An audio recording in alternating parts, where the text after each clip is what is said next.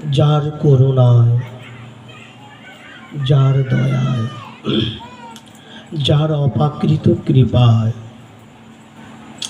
এই মানব দেহ যে ভজনের যোগ্য দেহ, যিনি জানিয়েছেন তিনি আমার জন্ম জন্মান্তরের বন্ধু, ইহকাল পরকালের বন্ধু, পতিত পাবন শ্রী গুরুর চরণ বন্দনা করছি। সমবেত মমতাময়ী মাতৃমণ্ডলী, পিতৃমণ্ডলী, আপনাদের সকলের উদ্দেশ্যে আমার শতকোটি প্রণাম।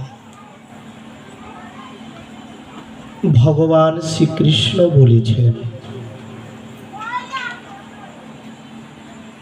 যার উদ্দেশ্য মহৎ কৃষ্ণ তার সহায়।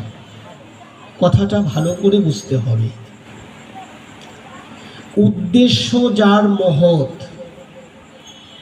ভগবান শ্রীকৃষ্ণ তার সহায়। এটাই হচ্ছে গীতার সার কথা। এই কথাটি হচ্ছে শ্রীমদ্ ভগবদ্ গীতার সার কথা। উদ্দেশ্য যার মহৎ, ভগবান শ্রীকৃষ্ণ তার সহায়। প্রমাণ শ্রীমদ্ ভগবদ্ গীতা। অর্জুনের উদ্দেশ্য কি ছিল? অধর্ম আপদ কুপথে যাবে না, ন্যায় দিকেই থাকবেন। এর জন্য ভগবান শ্রীকৃষ্ণ অর্জুনের সর্বদাই সহায় ছিলেন। এই বিজয়া সংসদ উত্তর কান্দাপাড়া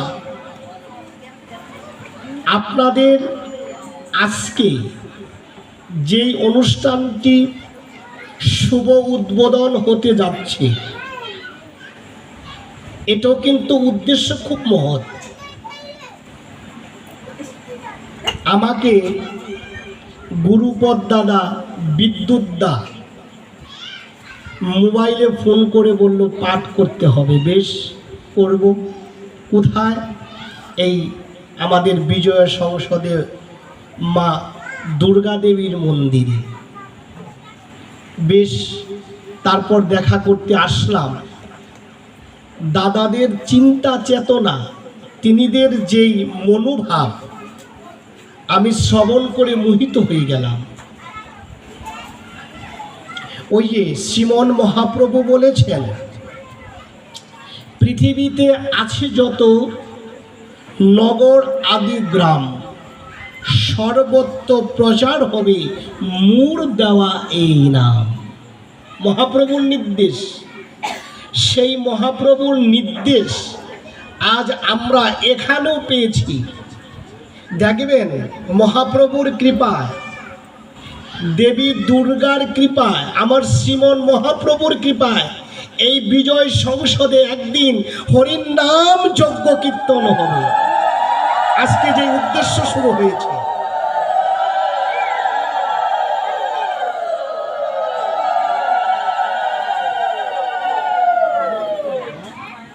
আমাদের উদ্দেশ্যটা কি হবে? আমাদের শুধু একটাই চিন্তা থাকতে হবে, আমাদের প্রতিহিংসা নয়, আমাদের প্রতিযোগিতা। প্রতিহিংসা নয়, প্রতিযোগিতা।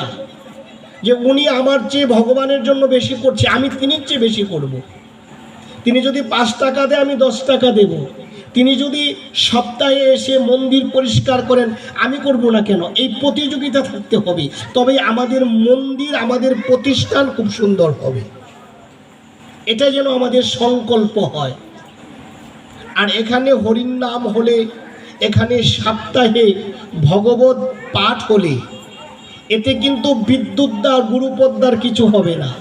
এতে আমাদের এই নরসিংদীবাসী, আমাদের উত্তর কান্দাপাড়ার সবার মঙ্গলার্থেই কিন্তু এই হরির নাম যজ্ঞ ভগবত গীতা পাঠ, সবার মঙ্গলার্থে। তবে আজকে আমি বড় সৌভাগ্যবান, আপনাদের এই মহৎ উদ্দেশ্যের মধ্যে আমি এসে অংশগ্রহণ করতে পেরে আমি আমার জীবনকে ধন্য মনে করছি। আমি মনে করছি বিদ্যুৎ দান শুভ চিন্তায় আজকে আমি এখানে আসতে পেরেছি। দাদা আমাকে মনে করেছে বলে, আরো তো অনেকেই আছে। আজকে আপনাদের এই উদ্দেশ্য প্রথম আজকে উদ্বোধন করার মতো সৌভাগ্য লাভ আমি করতে পেরেছি আমার গুরুদেবের অশেষ কৃপায়। তাই প্রথম দিনে শুভ উদ্বোধনে আমরা আজকে আলোচনার বিষয়বস্তু হচ্ছে শ্রীমদ্ ভগবদ গীতা প্রথম অধ্যায় এবং প্রথম নম্বর শ্লোক, 1 নম্বর শ্লোক, ধৃতরাষ্ট্রবাচ।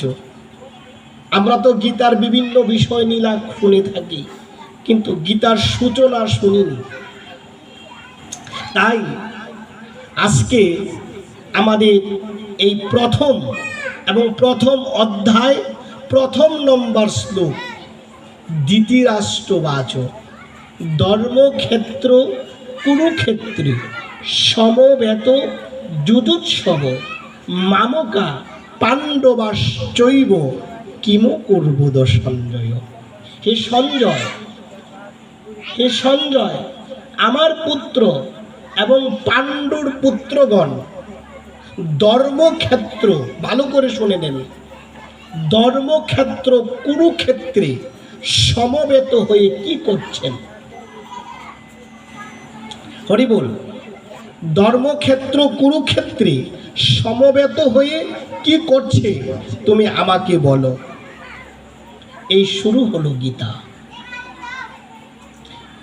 যেখানে সেই কুরুভূমিতে, যেই কুরুক্ষেত্র রণাঙ্গনে লক্ষ লক্ষ মানুষের সেদিন মৃত্যু হয়েছিল, যেখানে রক্তে নদী হয়ে গিয়েছিল। পরিসংখ্যানে বলেছেন ওই কুরুক্ষেত্র ভূমিতে রক্ত এমন সুতো ধারায় গিয়েছিলেন, বড় বড় হাতি ঘোড়া রক্তের স্রোতে ভেসে গিয়েছিল সেদিন। চিন্তা করেন কেমন রক্তক্ষয় হয়েছিল, কেমন রক্তক্ষয় হয়েছিল। আর সেই ভূমিটাকে বলেছেন ধর্মক্ষেত্র। আজকে আমরা যে এসেছি, এটা কোথায় এসেছি? এটা বিজয়া সংসদ উত্তরকান্দাপাড়া নয়, কিচ্ছু নয়, এটা একটা ধর্মক্ষেত্র এখন প্রতিষ্ঠা হলো। এই ধর্মক্ষেত্রে কুরুক্ষেত্র সেই সমারঙ্গনে অর্জুন উপস্থিত হয়ে ভগবান শ্রীকৃষ্ণকে প্রশ্ন করেছিলেন। আজ আমরাও এই বিজয় সংসদে দেবী দুর্গার চরণ চুমি স্থানে উপস্থিত হয়ে আজ আমরাও এখানে উপনীত হয়ে ভগবান শ্রীকৃষ্ণের কাছে আজ একটাই প্রশ্ন, আমাদের মানব জীবনের মুক্তির পথ কি? এই যে আমরা এসেছি বলে, আমরা আমাদের বাড়ি থেকে এসেছি বলে যে না, এই যে বিল্ডিং, টিনের ঘর, যা কিছু দেখছি এটা তো ক্ষণস্থায়ী। আমাদের ঘর একটা আছে, চির ঠিকানা, এই কথা আমরা ভুলে গিয়েছি, ওই ঘরের সন্ধান ভুলে গিয়েছি। আমরা যে এসেছি বাড়ি থেকে, সেই বাড়ির কথা মনে নেই। আমরা মায়াময় পঙ্কিলতার মধ্যে ডুবে থেকে আমার বাড়ি, আমার ঘর, আমার পুত্র, আমার সংসার, আমার ছেলে, আমার নাতি, এগুলা ভেবে ভেবে আমি যে তার কাছ থেকে এসেছি সে কথাই ভুলে বসে রয়েছি। এর জন্যই পাঠ, এর জন্যই সাধুর সঙ্গ, এর জন্যই হচ্ছে হরির নাম সংকীর্তন, এর জন্যই সাধুর বাজারে যেতে হয়। এই বাচ্চাটাকে, এই তুমি ওদিকে যাও, ওদিকে যাও, কথা বলো না, যাও, কথা বলো না।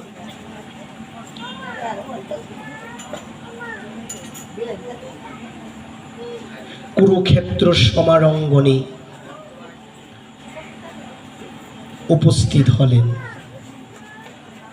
আর এদিক দিয়ে অন্ধ ধৃতরাষ্ট্র, যিনি জন্ম অন্ধ, শুধু এই জগতে জন্ম অন্ধ নয়, তিনি পুত্রের মায়ায় তিনি ভিতরেও অন্ধ হয়ে গিয়েছিলেন।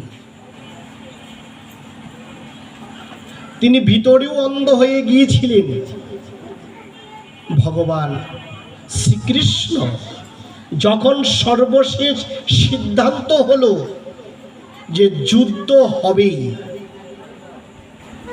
যুদ্ধ ছাড়া দুর্যোধন বলে দিলেন, বিনা যুদ্ধে নাহি দেব সুই অগ্রমেদিনী। সুইয়ের অগ্রভাগে মাটি যতটুকু উঠে ততটুকু মাটিও আমি তাদেরকে দেব না। শাস্ত্রী বলেছেন, লোহা নষ্ট হয় কিসে? ঝংকারে। মানুষ নষ্ট হয় অহংকারে। যখনই কারোর মধ্যে কোনো বিষয়ে অহংকার এসে যাবে, বুঝতে হবে এই তো তার পতন শুরু হলো। লোহা নষ্ট হয় ঝংকারে, আর মানুষ নষ্ট হয় অহংকারে। দুষ্টমতি দুর্যোধনের মনে একটাই চিন্তা ছিল, একটাই চিন্তা ছিল। কি চিন্তা? যে আমার পক্ষে গুরু দ্রোণাচার্য আছে, বিশ্ব জয় করেছেন, সেই ধনুর্ধারী বিশ্ব আছে, কর্ণের মতো শ্রেষ্ঠ যোদ্ধা আছে, আরো নারায়ণী সেনা পেয়েছে, তার সাথে কেউ পারবে না। তার মনে একটাই চিন্তা ছিল।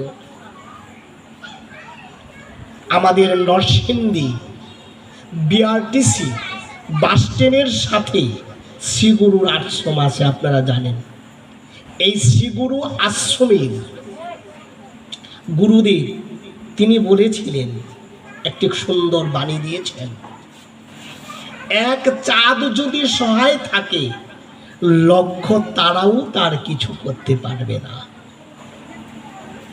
এক চাঁদ যখন আকাশে উদয় হয়, তারার কি কোনো মূল্য থাকে? থাকে না।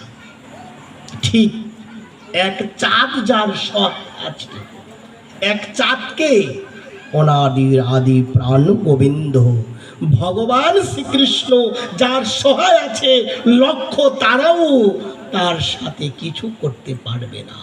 এটা দুষ্টমতি দুর্যোধনের মনে সেই চিন্তা ছিল না। তার মনে চিন্তা ছিল যে আমার সাথে এত বড় বড় যুদ্ধ আছে, আমার সাথে সেই পঞ্চ পাণ্ডব পারবে না। কেমন? একটা দৃষ্টান্ত দিচ্ছি মহাভারত থেকে। সবাই সবাইকে ভাগ করে নিলেন, বাকি রইলেন কে? আমার ভগবান শ্রীকৃষ্ণ, যিনি কি নাটের গুরু বলা হয়। তিনি এবার অর্জুনও চাইছে কৃষ্ণকে, দুর্যোধনও চাইছে কৃষ্ণকে, কিন্তু দুর্যোধনের চাওয়াটা ছিল দুষ্ট চাওয়া। দেখেন, আমরা যে যত সাজেই সাজি না কেন, আয়নার সামনে গিয়ে দাঁড়ালে, দর্পণের সামনে দাঁড়ালে আমাদের সমস্ত সাজ ধরা পড়ে না? আমরা যে যেইভাবেই ঠাকুর ঘরে যাই না কেন, আমাদের মনে কি ভাব আছে এই জগতে কেউ জানুক আর না জানুক, তিনি কিন্তু ঠিকই জানেন। কারণ তিনি অন্তর্যামী, তিনি অন্তরে বসে সব জানেন। দুষ্টমতি দুর্যোধন ভগবান শ্রীকৃষ্ণকে চাইলেন ঠিকই, তার চাওয়ার মধ্যে ছিল কপট চাওয়া। এবার দুজনেই গেলেন, আর ভগবান শ্রীকৃষ্ণ তিনি যদি বলে, হে অর্জুন আমি তোমার পক্ষে যাব, তবে এটা পক্ষপাতিত্ব হয়ে যায়। সবাই বলবে অর্জুন, কৃষ্ণ অর্জুনকে ভালোবাসে বলে তাই অর্জুনের পক্ষ নিয়েছে। এবার ভগবান শ্রীকৃষ্ণ তিনি কি করলেন? ছল করলেন। ছল করে বললেন কি, যে শোনো আমি বলছি, দুর্যোধন অর্জুন তোমরা দুইজনেই এসেছ, তোমরা এখন চলে যাও।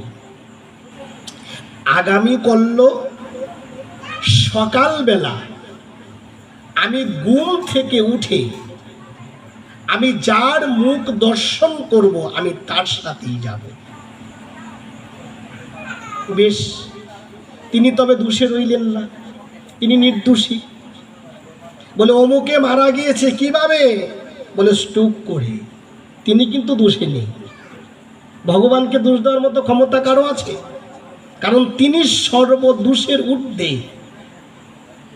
তাই এবার তিনি কি করলেন, এই কথা বলে দিলেন। অর্জুনও চলে গেলেন, দুর্যোধনও চলে গেলেন। চলে গিয়ে এবার কি করলেন,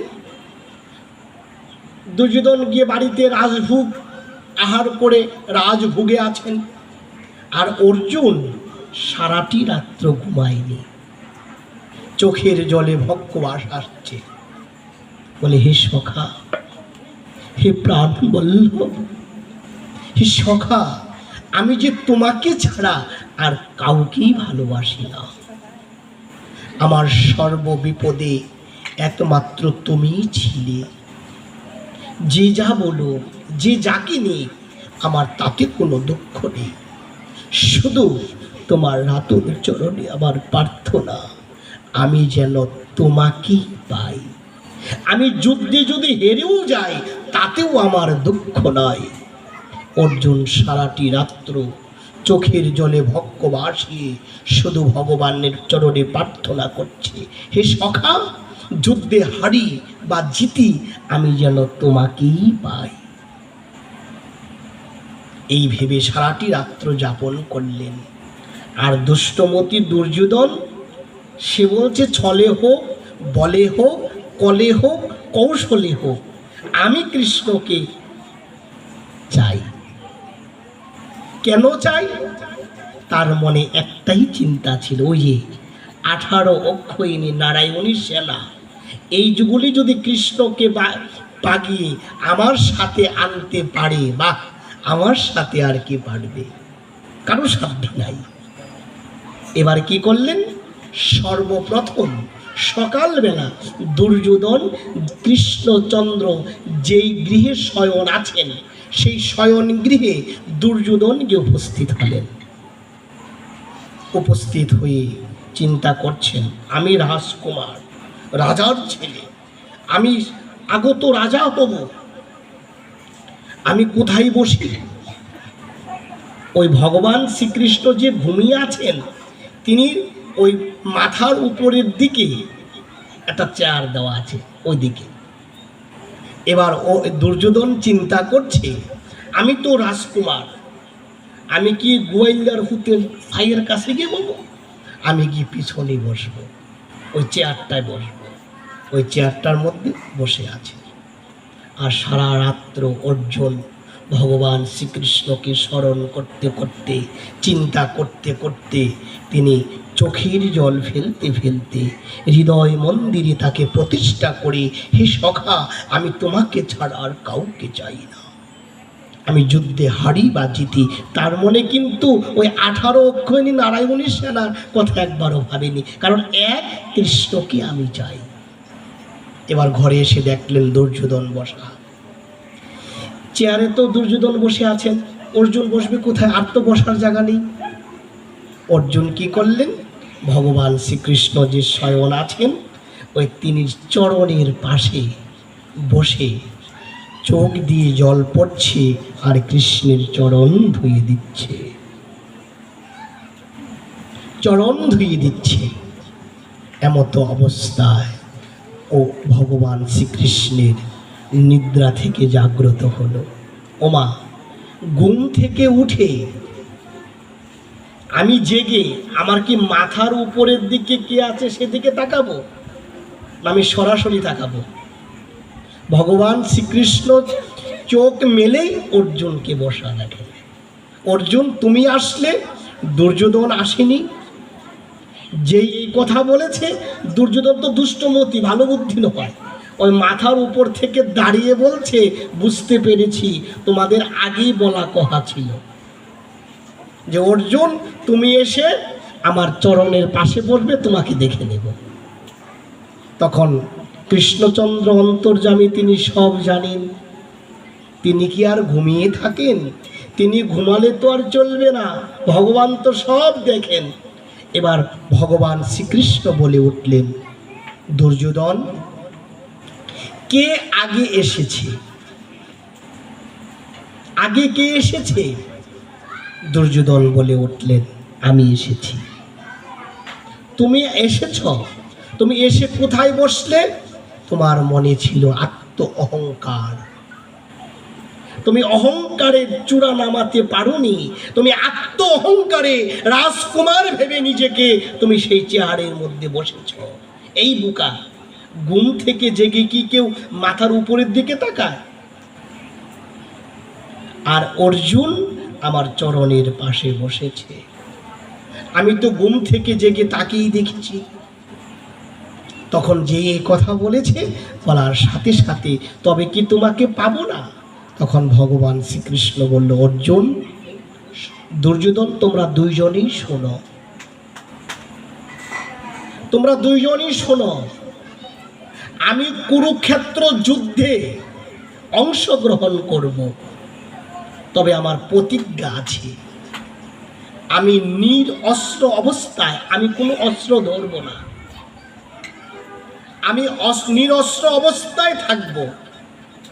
আর শোনো দুর্যোধন, একদিকে আমার 18 লক্ষইনী নারায়ণী সেনা, আর একদিকে একা আমি। এখন তোমরা দুইজনের মধ্যে সিদ্ধান্ত নেও, কে কাকে নেবে। একদিকে 18 লক্ষইনী সেনা, আরেকদিকে আমি একা নিরস্ত্র অবস্থায়, অস্ত্র করব না। দুর্যোধন মনে মনে ভাবছে, যাক, ভালোই হয়েছে।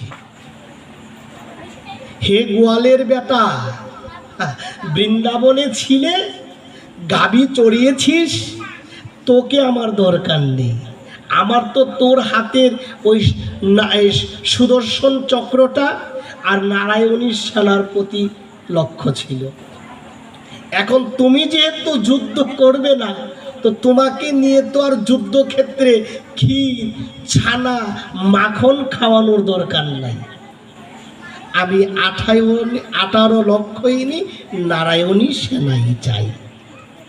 এবার ভগবান মনে মনে বলছেন, আর ভগবান শ্রীকৃষ্ণ অর্জুনকে বললেন, তোমরা দুইজনের মধ্যে আগে দুর্যোধন বলো কি চাও।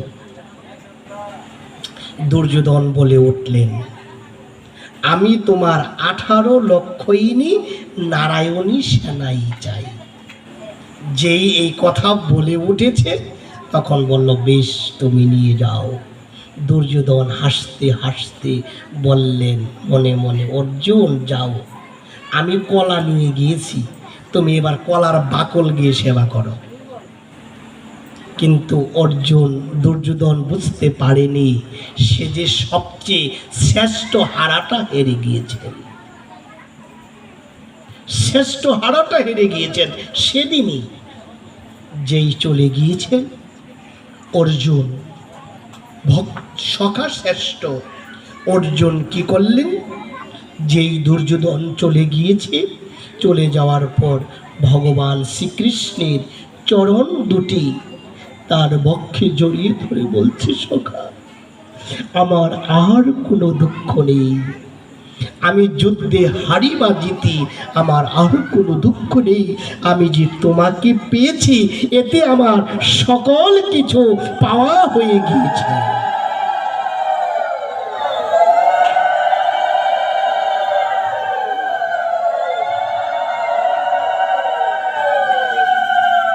হরি বল। দেখেন, সর্বশেষ যুদ্ধ হবে বলে সিদ্ধান্ত হলো, তখন সর্বশেষ কৃষ্ণচন্দ্র গিয়েছিলেন দুষ্টমতি দুর্যোধনকে বোঝানোর জন্য। দুর্যোধন, তোমার বেশি কিছু দিতে হবে না। মানে যুদ্ধের আগ মুহূর্তে সন্ধি স্থাপন করতে হয়। ওই সন্ধি স্থাপন করার জন্য ভগবান শ্রীকৃষ্ণ নিজে গিয়েছিলেন হস্তিনায়।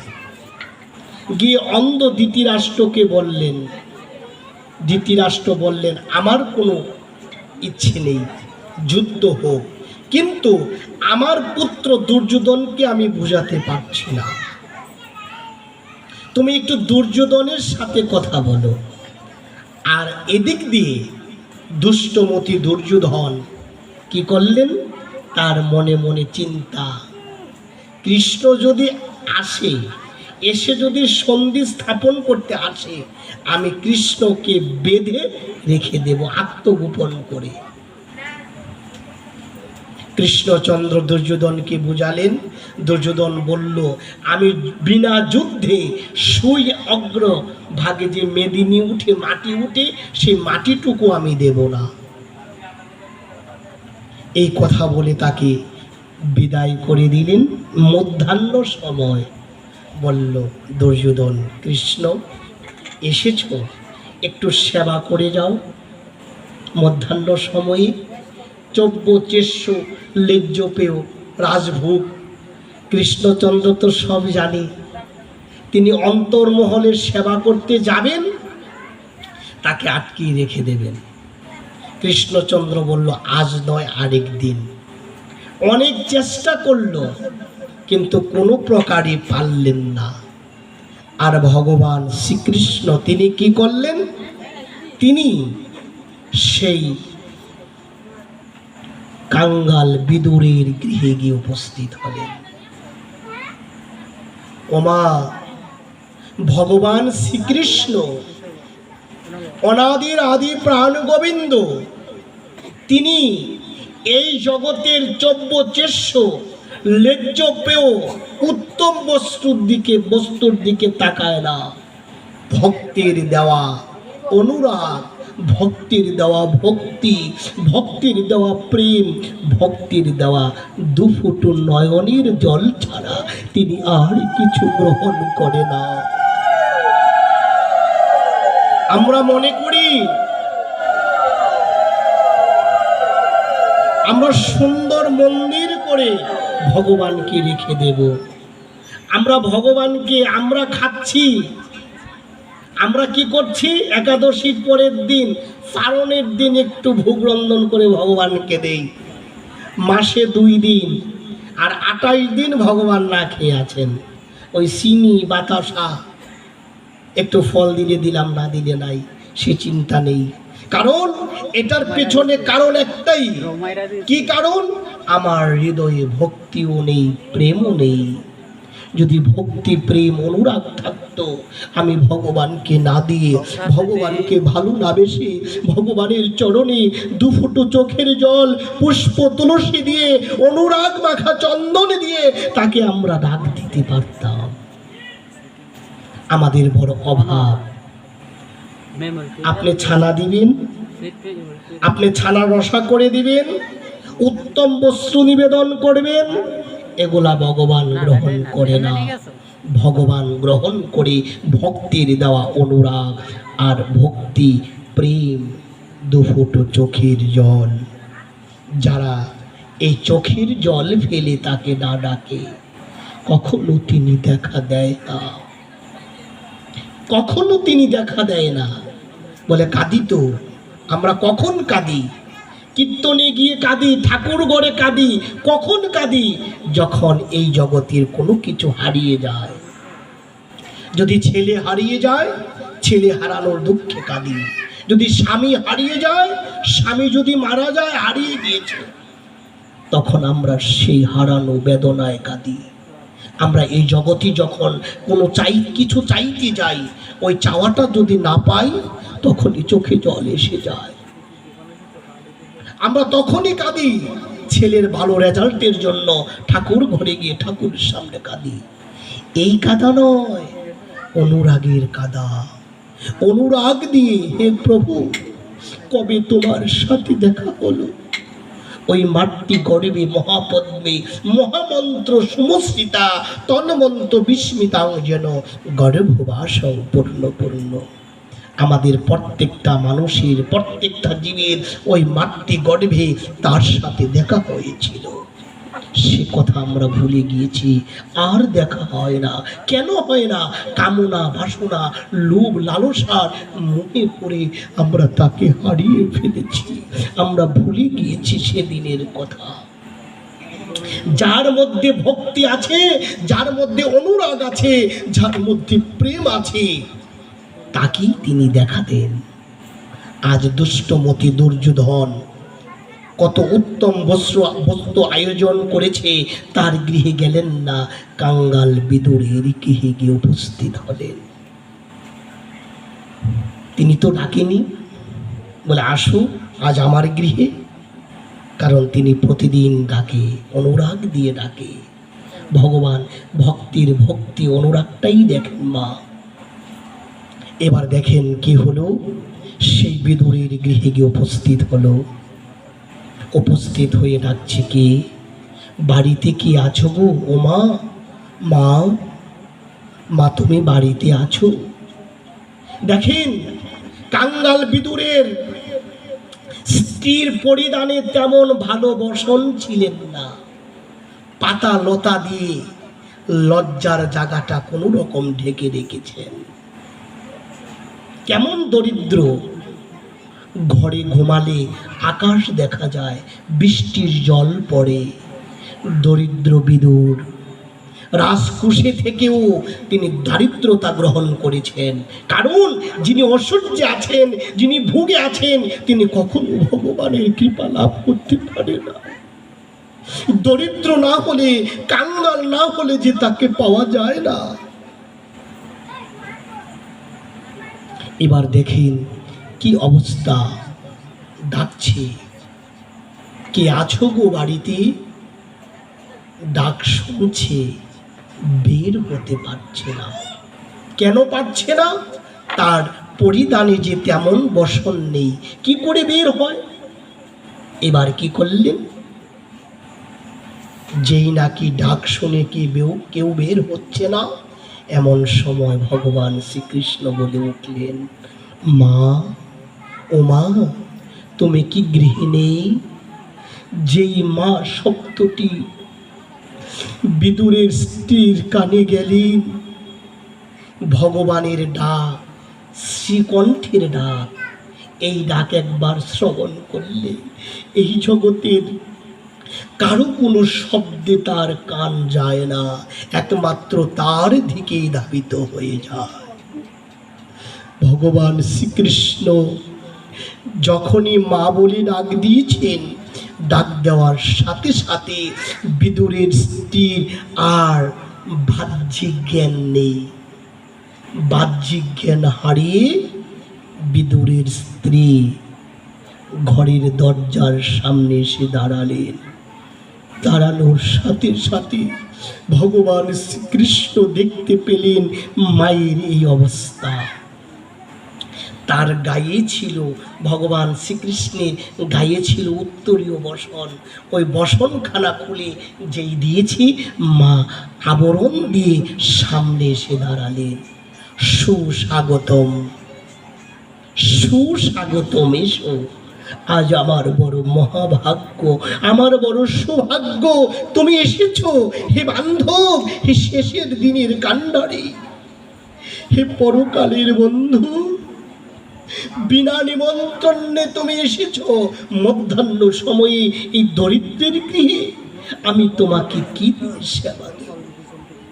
বিদুরের স্ত্রী ভগবান শ্রীকৃষ্ণকে গৃহে নিয়ে গেলেন, নিয়ে বসতে দিলেন। বসতে দিবে কোথায়? বসার মধ্যে কোনো জায়গা নেই।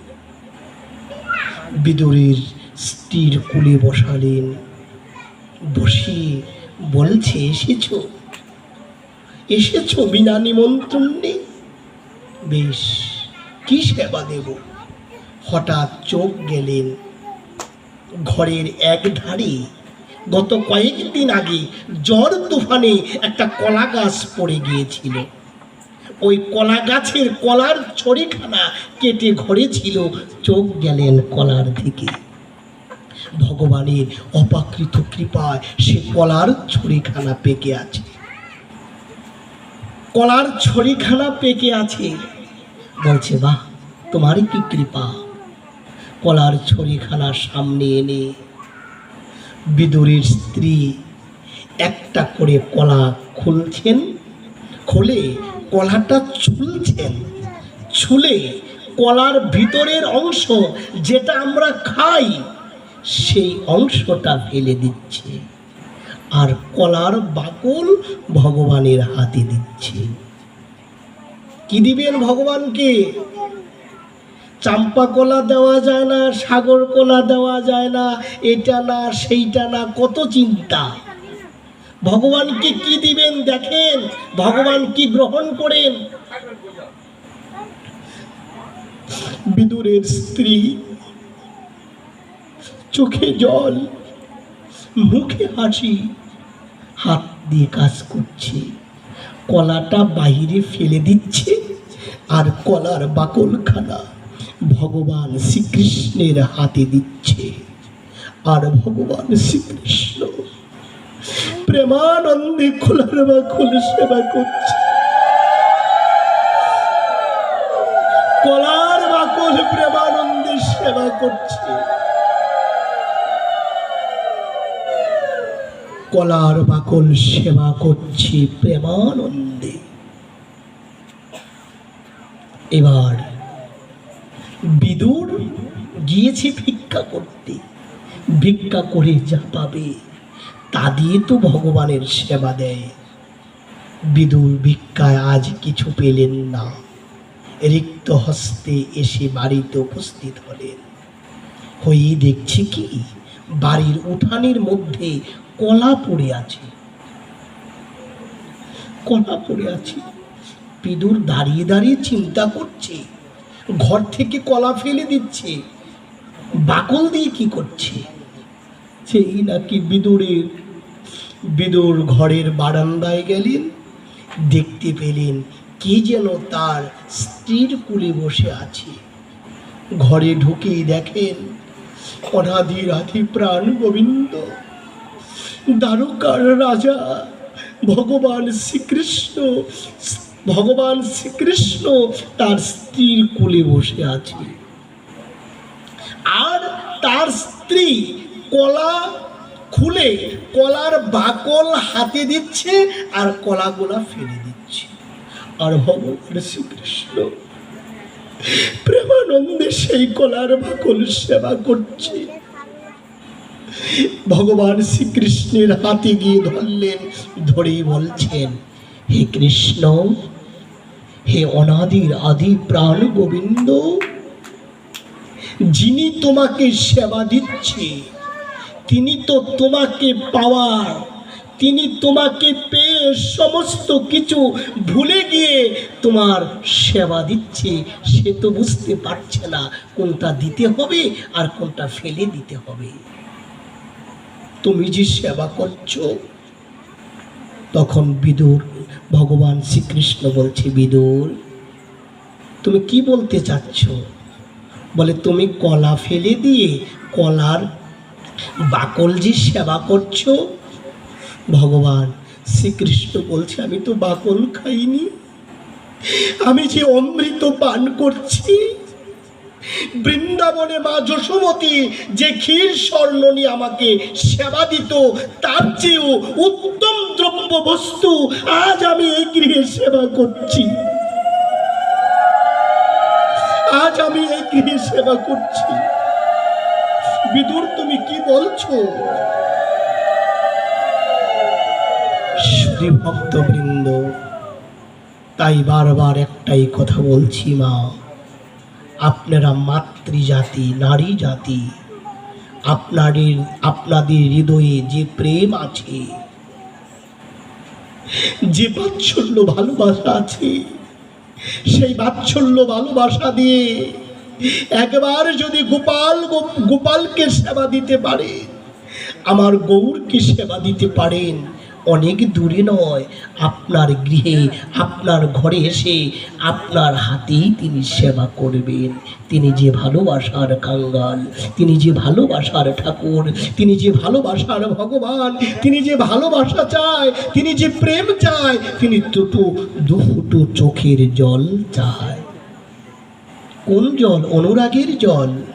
আর আমরা এইভাবে নয় মা, দেখা দেখি একজন গোপাল বসিয়েছে, আমিও বসালাম।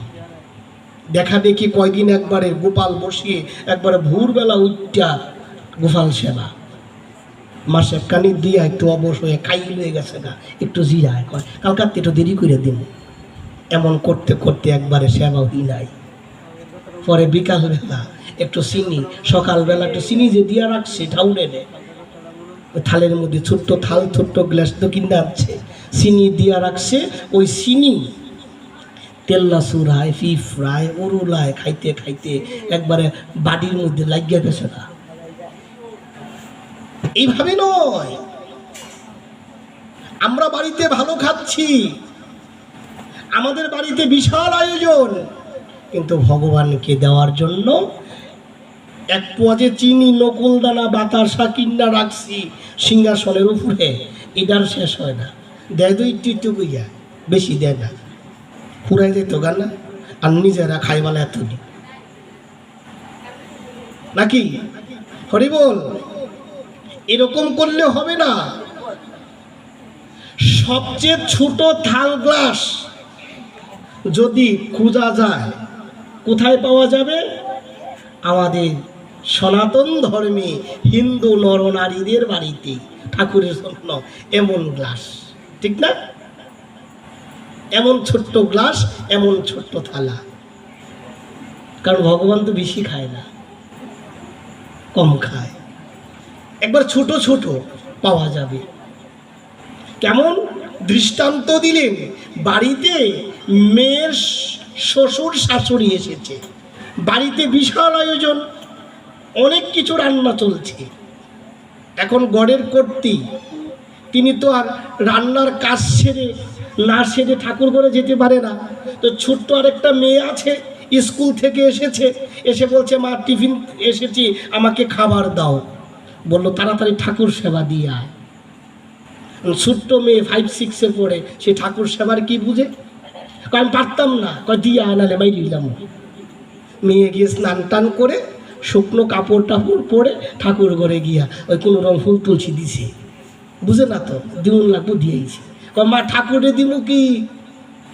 কয় দেখ সিংহাসনের উপরে চিনি আছে, চিনি দে।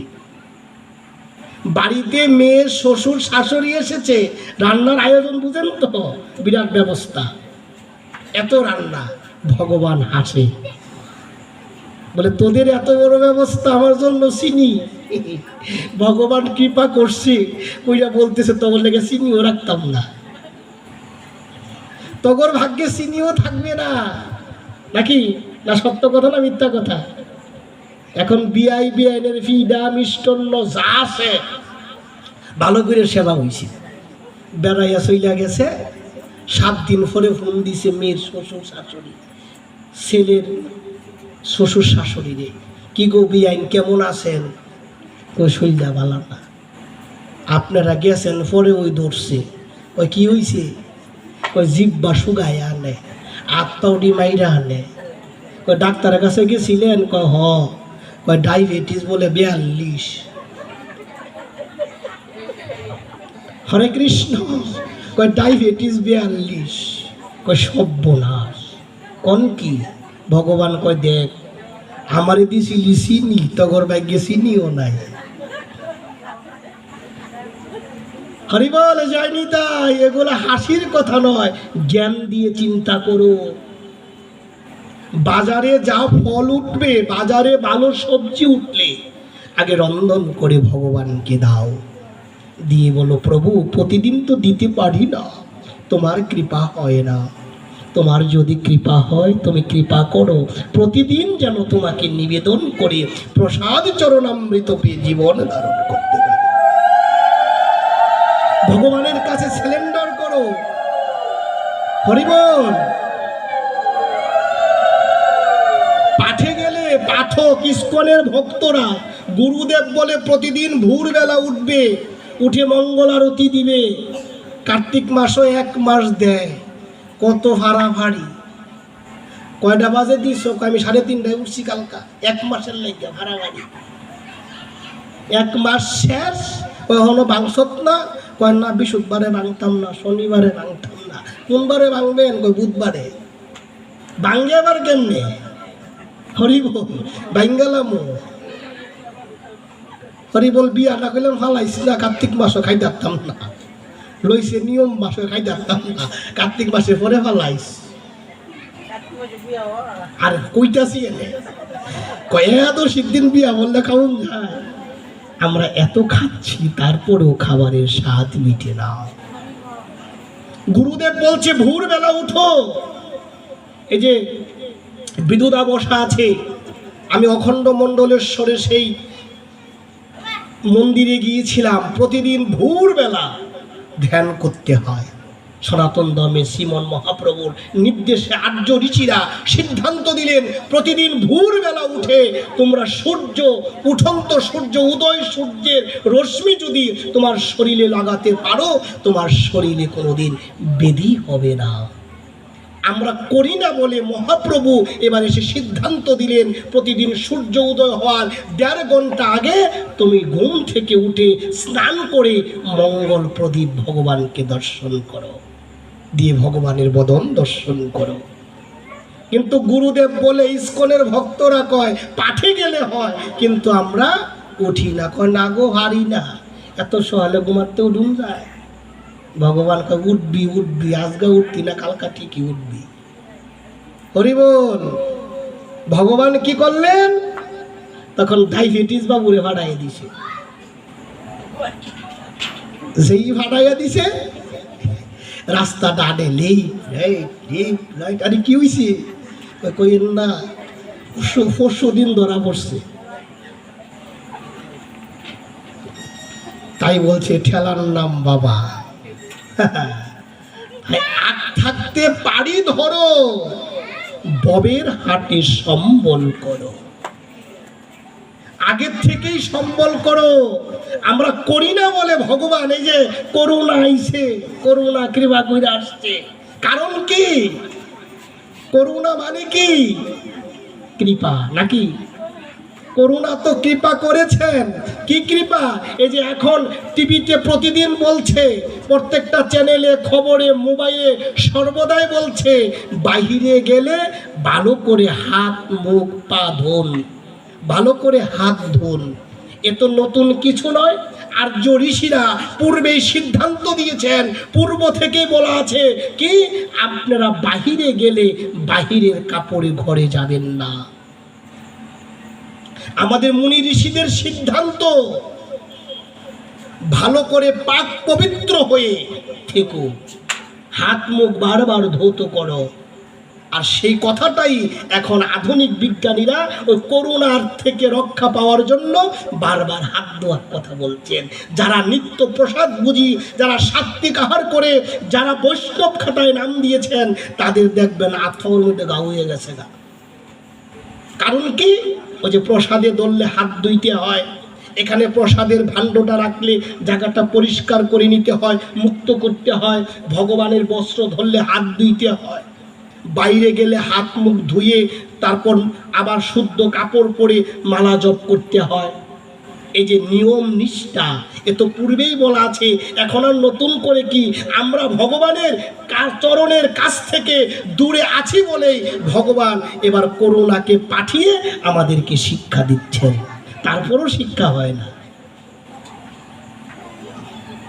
শুধু ভক্তবৃন্দ, এবার দেখেন যে কথাটি বলতেছিলাম, ভগবান শ্রীকৃষ্ণ বিদুরকে বললেন, বিদুর, আমি আমার মায়ের কাছ থেকে অমৃত পান করছি। এই অমৃত আমি বৃন্দাবনে যশোমতী মায়ের কাছে পেয়েছিলাম। শুধু ভক্তবৃন্দ, ভগবান শ্রীকৃষ্ণ বিদুরকে, বিদুরের স্ত্রীকে কৃপা করে চলে গেলেন। আর এদিক দিয়ে যুদ্ধ হবে বলেই সিদ্ধান্ত হলো, কুরুক্ষেত্র যুদ্ধ হবেই বলে সিদ্ধান্ত হলেন। এবার কি করলেন?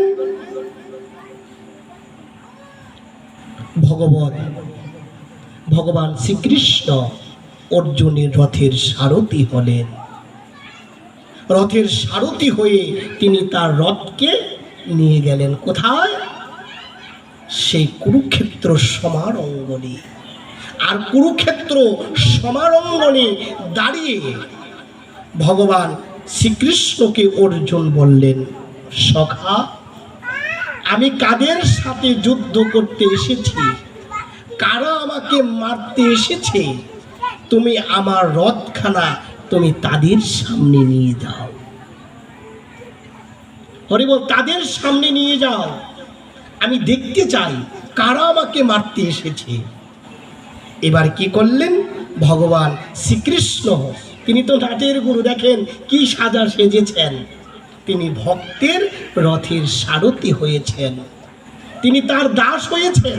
দাস হয়ে রথকে পরিচালনা করে, হরি বল, রথকে পরিচালনা করে সেই কুরুক্ষেত্র সমারঙ্গনে নিয়ে গেলেন। নিয়ে গিয়ে, হরি বল, বসে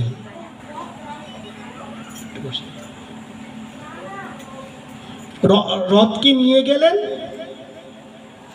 নিয়ে গিয়ে যেই নাকি সেই সমারঙ্গনে নিলেন, আমি কাদের সাথে যুদ্ধ করব দেখতে চাই, নিয়ে গেলেন। নিয়ে গেল, এই যে দেখো, তারাই তোমার সাথে যুদ্ধ করতে এসেছে। অর্জুন বলছে, হে কৃষ্ণ, এই যুদ্ধ আমি করতে চাই না। কেন? আমি আমার আত্মীয় স্বজনের রক্তে রঞ্জিত রাজ্য আমি চাই না। আমি ভিক্ষান্ন করে জীবন ধারণ করব। অর্জুন কি হলেন? বিষাদগ্রস্ত হয়ে পড়লেন। আর অর্জুনকে বিষাদ থেকে মুক্তি নিয়ে যাওয়ার জন্য, যুদ্ধের জন্য প্রস্তুত করার জন্য যা যা বলেছিলেন, এর নামই হচ্ছে ভগবদ গীতা। এ হচ্ছে ভগবদ গীতা। ভগবদ গীতা কি? ভগবদ গীতা হচ্ছে মহাভারতে, ভালো করে জেনে নেন, মহাভারতে বিশ্ব পর্বে 25 থেকে 42তম অধ্যায়টি, এই 18টি অধ্যায় নামই হচ্ছে ভগবদ গীতা। এটা মহাভারতের একটা অংশ। এটার নাম গীতা ছিল না। বলে গীতা নামটা কি করে আসলো? হরি বল, গীতা নামটা কি করে আসলো? আচার্য শঙ্কর, যিনিকে মহাদেবের অবতার বলা হয়, সেই আচার্য শঙ্কর তিনি মহাভারত থেকে এই 18টি অধ্যায়কে আলাদা করে গীতা নাম দিয়েছেন। গীতা নাম দিয়েছেন। গীতা কি? গীতা হচ্ছে ভগবান শ্রীকৃষ্ণের মুখনিসৃত বাণী। মুখনিসৃত বাণী। আমরা বলি না, তুমি যে গীতার গান করে গিয়েছো। গীতা বলতে একটা নারীকে বোঝায়, নাকি আমরা বলি না গীতা মা? গীতা তো একটা গ্রন্থ মাত্র, আর তো কিছু না। এটা নারী কি করে হয় আমরা সেটা জানি না। গীত শব্দটি হচ্ছে স্ত্রীলিঙ্গ, গান শব্দটি স্ত্রীলিঙ্গ। গীত থেকে, গান থেকে গীত, আর গীত থেকে হয়েছে গীতা। আপ স্ত্রীলিঙ্গে গীতা, তাই গীতাকে আমরা মা বলে থাকি। 18টি অধ্যায় হচ্ছে গীতা। আর এই গীতা